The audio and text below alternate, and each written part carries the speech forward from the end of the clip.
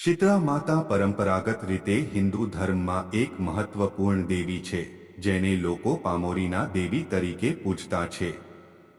આ સિત્તા મધ્ય યાત્રા દ્વારા જોવા મળતા કથા પર આધારિત છે. પ્રાચીન સમયમાં એક નગરમાં એક ભલમણું રાજા હતો. તે દિવસે દિવસે પરેશાન અને બીમાર થતો જાય છે. રાજાને કોઈ પણ ઉપાય વિફળ રહ્યા હતા. એક રાત્રે રાજાને સ્વપ્નમાં શીતળા માતાની દર્શન થયું. માતાએ રાજાને કહ્યું કે તે તારા નગરમાં બીમારીનો અંત લાવશે, પરંતુ તેમને પ્રસન્ન કરવા માટે મમણનું પૌષ્ટિક અને શાંત જીવન જીવવું પડશે. રાજા તેમના સ્વપ્નને માનતો રહ્યો અને શીતળા માતાની પૂજા કરવા માટે મોટી તૈયારીઓ શરૂ કરી. નગરના લોકો પણ ઉમેર્યા.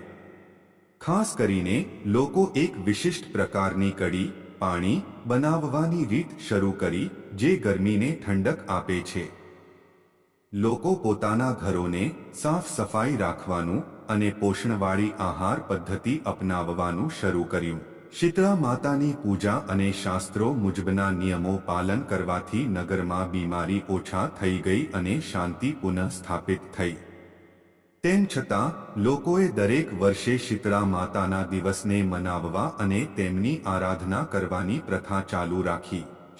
શીતળા માતાની કથા સાફ સંકેત આપે છે કે સ્વચ્છતા, પોષણ અને યોગ્ય જીવનશૈલી જીવનમાં આરોગ્ય અને શાંતિ લાવવા માટે મહત્વપૂર્ણ છે.